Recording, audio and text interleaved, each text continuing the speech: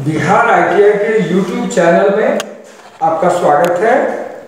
आज हम लोग एम्प्लॉयबिलिटी स्किल के सेल्फ एम्प्लॉयमेंट के बारे में जानकारी देंगे। सेल्फ एम्प्लॉयमेंट, जिसकी हिंदी होती है स्वरोजगार। इसका शाब्दिक अर्थ है स्व का अर्थ अपना, रोजगार, यानी सेल्फ एम्प्लॉयमेंट का अर्थ हुआ अपना रोजगार। आज सरकार भी इस दिशा में प्रयास कर रही है कि हम जॉब पाने वाले न बने, जॉब देने वाले बने, यानी be job provider, not to be job seeker. स्वरोजगार, जब कोई उद्यमी दक्षता हासिल कर स्वयं की उद्यमिता द्वारा उद्योग की स्थापना कर न सिर्फ खुद को रोजगार देता बल्कि अन्य को भी रोजगार के अवसर प्रदान करता हो, तो ये स्वरोजगार कहलाता है। यानी स्वरोजगार में व्यक्ति अपनी रोजी रोटी की व्यवस्था तो करता ही है, साथ ही अन्य बेरोजगारों की भी चिंता करता है और उसके लिए भी रोजगार का सृजन करता है। उसे भी अवसर मिलता है। जब कोई व्यक्ति एक स्वरोजगार की स्थापना करता है तो उसके स्वयं के साथ साथ अन्य व्यक्तियों को भी रोजगार के अवसर प्राप्त होते हैं। स्वरोजगार आवश्यक क्यों है? जैसा कि हम जानते हैं कि चाहे वो सरकारी क्षेत्र हो या निजी क्षेत्र हो, उसमें रोजगार के अवसर हम ऐसे सीधे कह लें कि नौकरियों की संख्या सीमित होती है और हमारी जो असीमित जनसंख्या है इसके बीच संतुलन नहीं बन पाता है।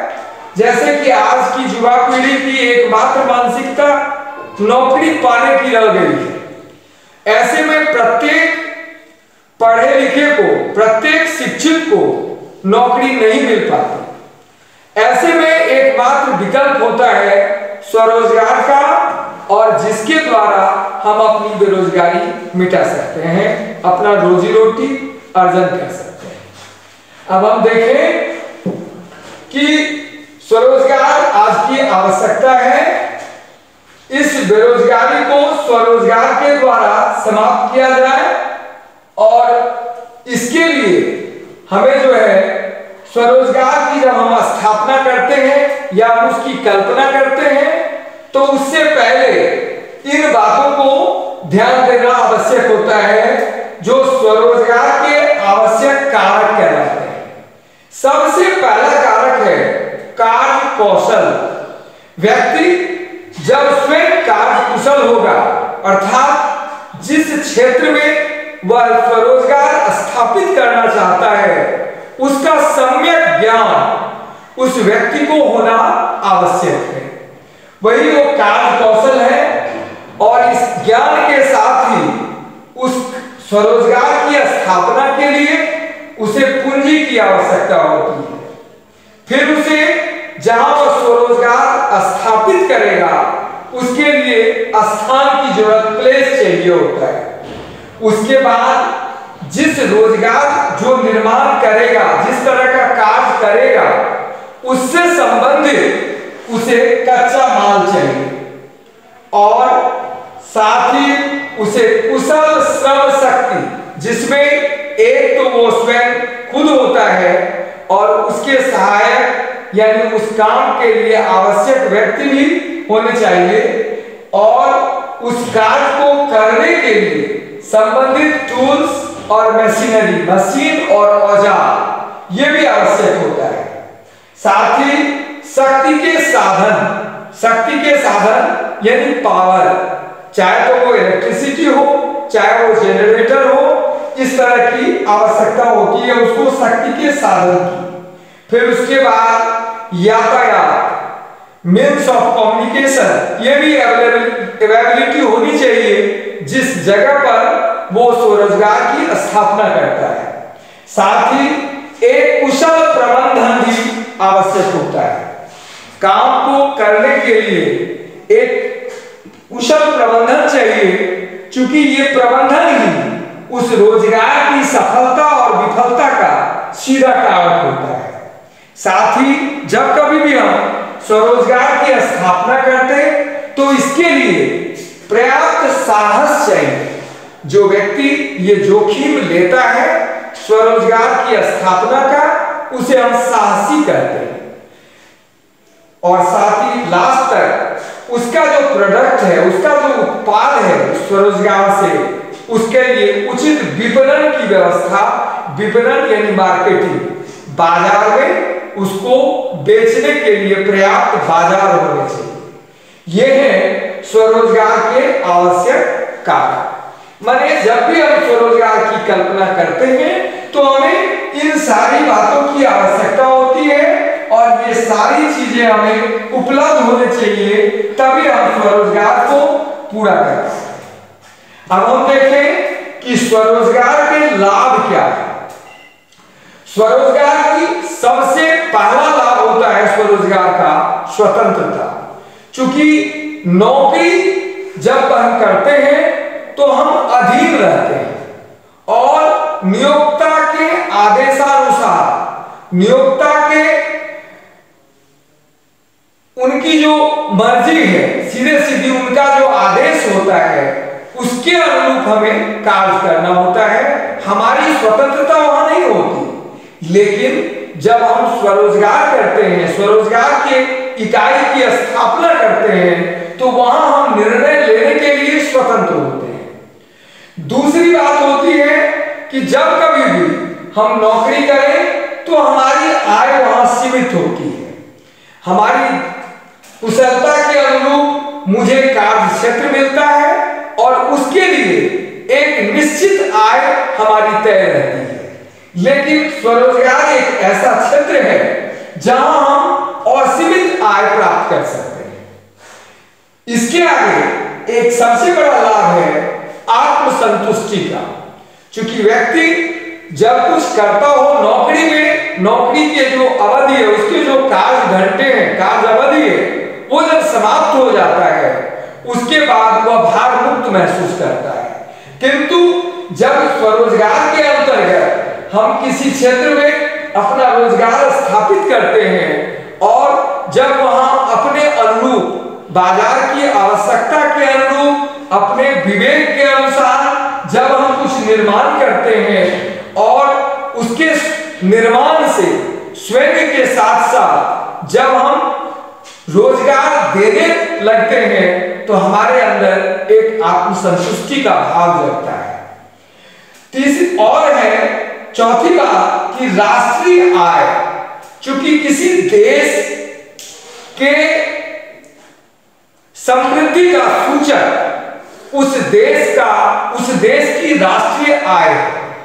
वह देश जिसका राष्ट्रीय आय जितना अधिक है वह उतना समृद्ध माना जाता है।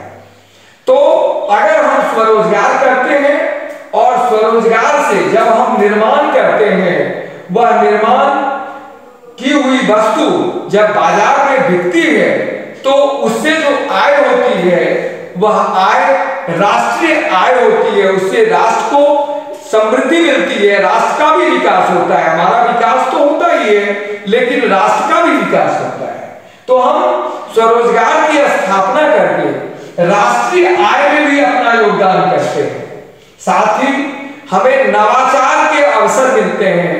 वहां जब हम अपना रोजगार करते तो बाजार के अनुरूप, प्रतिस्पर्धा के अनुरूप, आवश्यकता के अनुरूप नए नए प्रयोग का अवसर मिलता है, नए आविष्कार का भी अवसर मिलता है, नई चीजें बनाने की जो है हमें अपॉर्चुनिटी मिलती है। तो इस तरह जब स्वरोजगार से हमें नवाचार का भी अवसर प्राप्त होता है। और हमारा जो, जैसा कि हम जानते हैं कि जब हम नौकरी से बंधे होते हैं तो जैसा मैंने पहले भी कहा कि हम उनके आदेशानुसार काम करते हैं और प्राय ऐसा महसूस किया जाता है कि नियोक्ता हमारा शोषण करते हैं। किंतु जब आप स्वरोजगार करते हैं, अपना रोजगार बिठाते हैं, तो आपका वहां शोषण नहीं होता। आप अपनी स्वतंत्रता, अपने कार्य क्षेत्र में आप स्वतंत्र होते हैं, वहां आप शोषण मुक्त होते हैं। साथ ही इससे जो है सबसे बड़ी बात कि तब आप जॉब प्रोवाइडर होते हैं, not to be job seeker, यानी आप तब लोगों को रोजगार देने वाले बन जाते हैं। तो ये स्वरोजगार के लाभ है। सरकार भी आज जब देख रही है कि ये जो बेरोजगारी है ये दिनानुदिन बढ़ रही है, तो स्वरोजगार की स्थापना के लिए लोगों को प्रेरित करती है और ऐसे युवाओं में ये भाव पैदा करती है ताकि बच्चे जिन्हें नौकरी नहीं मिली, ऐसे युवा जो है स्वरोजगार के तरफ अग्रसर हो। और इस दिशा में सरकार भी प्रयासरत है और स्वरोजगार की दिशा में सरकारी प्रयासों में विभिन्न योजनाएं हैं, विभिन्न कार्यक्रम हैं। जो सबसे पहला है प्रधानमंत्री रोजगार सृजन कार्यक्रम, दूसरी योजना स्वर्ण जयंती ग्राम स्वरोजगार योजना, तीसरी ग्रामीण विकास योजना, चौथी राष्ट्रीय ग्रामीण योजना गारंटी अधिनियम, पांचवी राष्ट्रीय काम के बदले अनाज योजना, छठी महात्मा गांधी राष्ट्रीय ग्रामीण रोजगार गारंटी अधिनियम। ये जो सारे प्रयास हैं, इन प्रयासों का एकमात्र उद्देश्य है कि देश में जो ये बेरोजगारी बढ़ रही है, इस बेरोजगारी को कम किया जा सके। इसके लिए सरकारों ने ये प्रयास, हमारी राष्ट्रीय स्तर पर जो है हमारी सरकार ये प्रयास कर रही है ताकि हम लोगों को बेरोजगारी से मुक्ति दिला सकें। अतः हम देखें कि अगर हम शिक्षा पाते हैं, चाहे वो तकनीकी शिक्षा अगर हम लेते हैं, तो ऐसे में ये जो व्यावसायिक शिक्षा है, इन शिक्षा के बाद अगर हम नौकरी के क्षेत्र में नौकरी पाने में सफल नहीं होते, तो हमारी जो क्षमता है वो उसे हम विकसित करें और स्वरोजगार के दिशा में अग्रसर कर हम जो है अपनी बेरोजगारी तो मिटाए ही, साथ ही अन्य बेरोजगारों को भी रोजगार देने में सहायक। आज के लिए इतना ही, फिर अगली कक्षा में इससे अलग बातें होंगी। तब तक के लिए धन्यवाद।